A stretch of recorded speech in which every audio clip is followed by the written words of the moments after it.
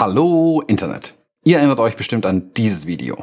Auch wenn es vermutlich genug Themen gibt, auf die wir Fotografen uns niemals einigen werden können, gibt es doch ein Thema, bei dem wir uns alle einig sind. Man kann niemals zu viele Taschen und Rucksäcke haben.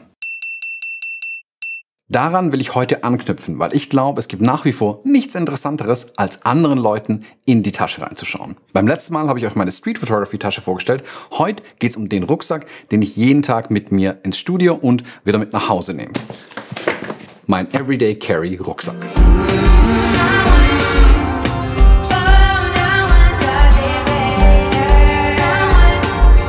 Wir fangen natürlich erstmal beim Rucksack selbst an. Ich habe mich für den Peak Design Everyday Zip Backpack in 20 Litern entschieden. Hier in der Farbe Blau. Ich habe mich zum ersten Mal für einen nicht schwarzen Rucksack entschieden und bin wirklich sehr happy mit der Entscheidung.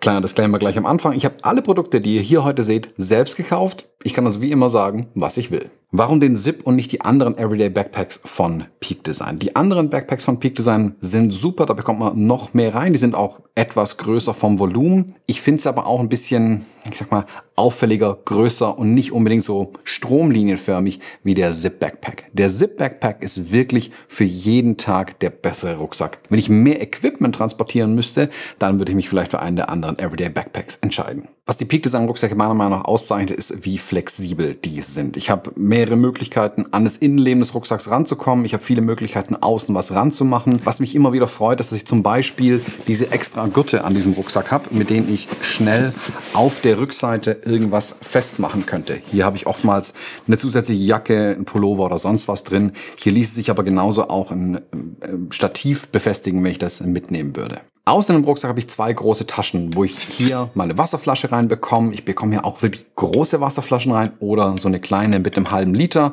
Ganz wichtig, holt euch einen Sticker, damit ihr eure Trinkflasche von denen der anderen Fotografen unterscheiden könnt. Bei meiner Frau Luisa gibt es da auch ein paar schöne im Shop. In der anderen Außentasche, jetzt im Sommer, meistens Sonnencreme. Wird oft vergessen, solltet ihr aber wirklich immer dabei haben. Peak Design ist bekannt für sein Anker-System, mit dem man schnell die Kameragurte wechseln kann. Das System geht aber auch für Schlüssel, den ich hier außen drin habe, damit ich ihn nicht immer in der Hosentasche habe und er da mein Telefon oder sonstiges da kratzt. An diesem praktischen Gummiband komme ich sogar an die Tür ran und wenn es nicht geht, kann ich ihn über die Ankers ganz schnell wegmachen. Am Gurt des Rucksacks habe ich zum einen den Brustgurt dran, um etwas die Schulter zu entlasten und diesen kleinen Multifunktionsclip mit einer Gummischlaufe dran. Diesen Clip mit der Gummischlaufe habe ich noch aus den Tagen, als ich einen großen Kopfhörer getragen habe. Und dann kann ich nämlich den Kopfhörer hier mal eben schnell am Gurt anbringen und habe zwei Hände frei. Aber auch ansonsten ist diese kleine Gummischlaufe super praktisch, wenn man eben mal schnell was aus den Händen haben will und dann kann ich es hier am Rucksack befestigen. Kommen wir zum Innenleben des Rucksacks. Es gibt einen großen umlaufenden Reißverschluss mit zwei Verschlüssen, die ich entweder an der Seite oder von oben aufmachen kann. Ich komme also auch an die Sachen ran, die unten im Rucksack stecken, ohne oben erst alles rauskramen zu müssen. Das Notebookfach hinten ist mit einem separaten Reißverschluss zu öffnen. Da komme ich dann an mein Notebook, mein Tablet oder weitere Kleinigkeiten in meinem Rucksack ran. Ich finde es erstaunlich, wie viel in diesen relativ kleinen Rucksack reinpasst. Da wäre zum einen mein MacBook Pro 14 Zoll, das ich meistens mit nach Hause nehme, damit ich zu Hause vielleicht nochmal eine E-Mail checken kann oder meinen Kalender reinschauen kann. Ist also auch jeden Tag in diesem Rucksack drin. Zudem habe ich mein iPad hier hinten drin, was in einer separaten Tasche untergebracht ist. Notebook und iPad sind in zwei separaten Taschen untergebracht. Ich kann das iPad also ohne Hülle da reinwerfen, ohne Angst zu haben, dass mir das Display zerkratzt.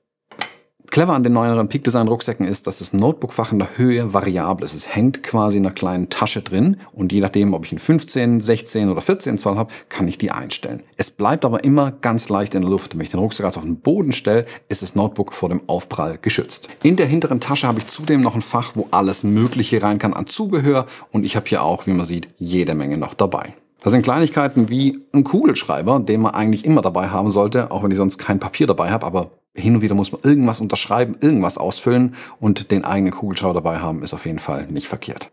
Was ich mittlerweile auch jeden Tag mit mir rumtrage, ist die Osmo Pocket 3. Die Osmo Pocket 3 habe ich mir als Vlogging-Kamera geholt, weil sie gegenüber der Actioncam den Vorteil hat, sie hat einen Gimbal und es wird ein noch ruhigeres Bild. Warum habe ich sie jeden Tag dabei? Damit ich keine Ausrede mehr habe, keine Videos aufzunehmen.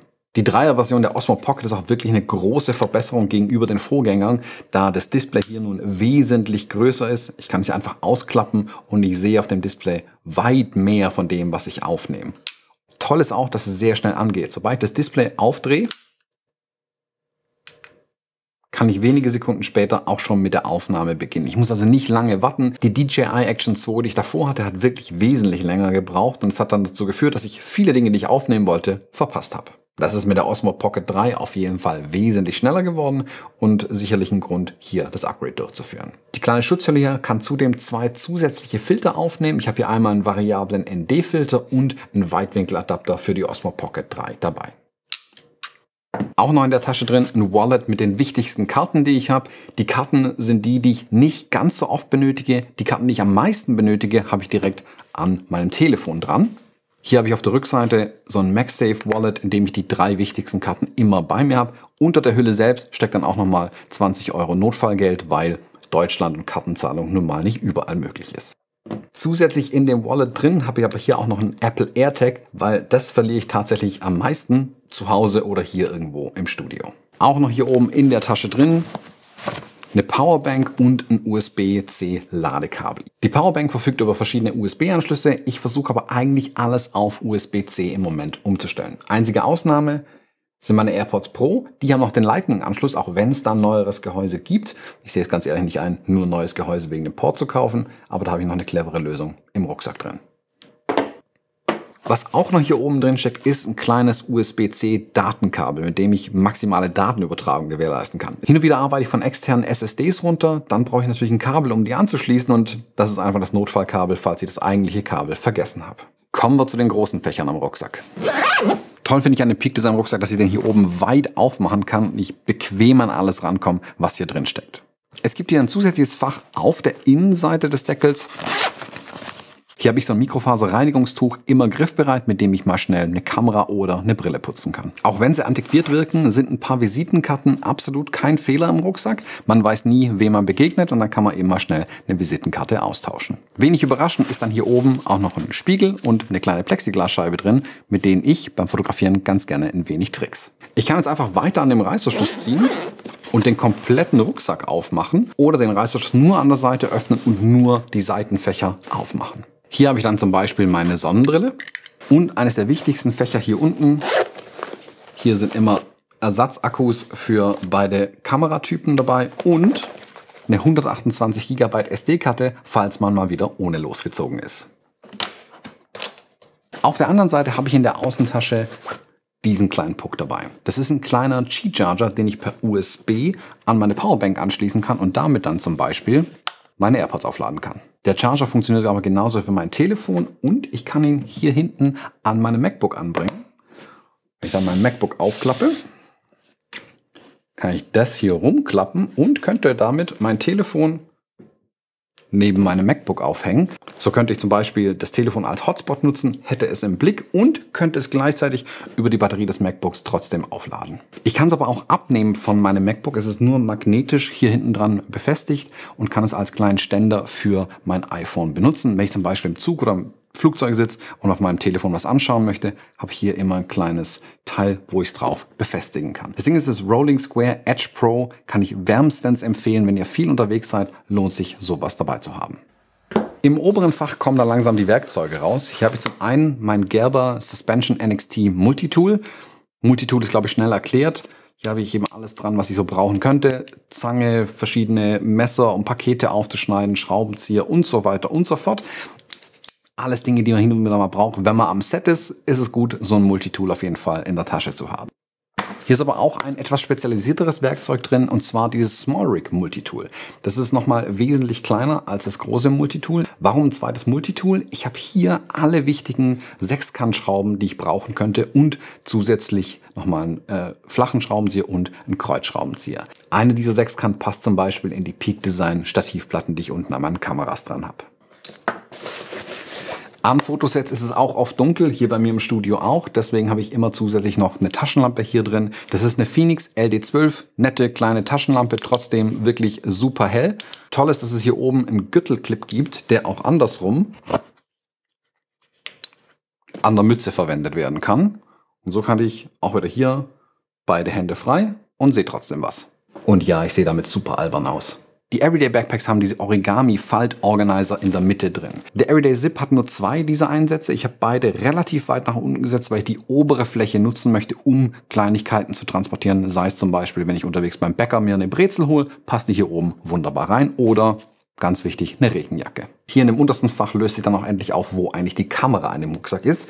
Hier steckt meine Fujifilm X106 drin, die ich immer mit dabei habe. Die X106 selbst habe ich in einem anderen Video schon vorgestellt, das könnt ihr euch gerne anschauen. Ich gehe jetzt kurz ein bisschen auf das Zubehör ein, das ich mittlerweile an der Kamera dran habe. Zum einen dieser Peak Design Leashgurt hier in der Farbe Coyote, sehr hübsch.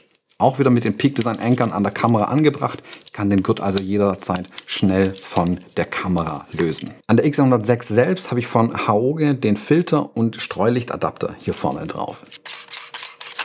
Diese Streulichtblende, die schützt mir die Kamera ein bisschen von den Schlägen, die sie bestimmt in der nächsten Zeit abkriegen wird. Und ich kann hier einen zusätzlichen Filter drunter unterbringen. Hier könnte ich einen einfachen UV-Filter draufschrauben, dann wäre die Kamera zumindest schon mal wasserfest. Ich habe hier den Tiffen Black Pro Mist 1/4 draufgeschraubt. Der lässt meine Bilder ein wenig weniger digital erscheinen. Gerade bei den 40 Megapixeln finde ich es manchmal schon zu scharf, was die Kamera mir liefert. Hier bekomme ich ein etwas analogeres Feeling in meine Bilder rein und auch so schönen Blooming-Effekte an den Spitzlichtern wie hier hinter mir. Und das war's auch schon. Das ist mein Everyday Carry Kit, das ich jeden Tag mit dabei habe. Ich hoffe, ich konnte euch was Interessantes zeigen in diesem Video. Ich würde mich freuen, wenn ihr mir ein Like und ein Abo da lasst. Und dann sehen wir uns im nächsten Video, wenn ich alles hier wieder eingeräumt habe.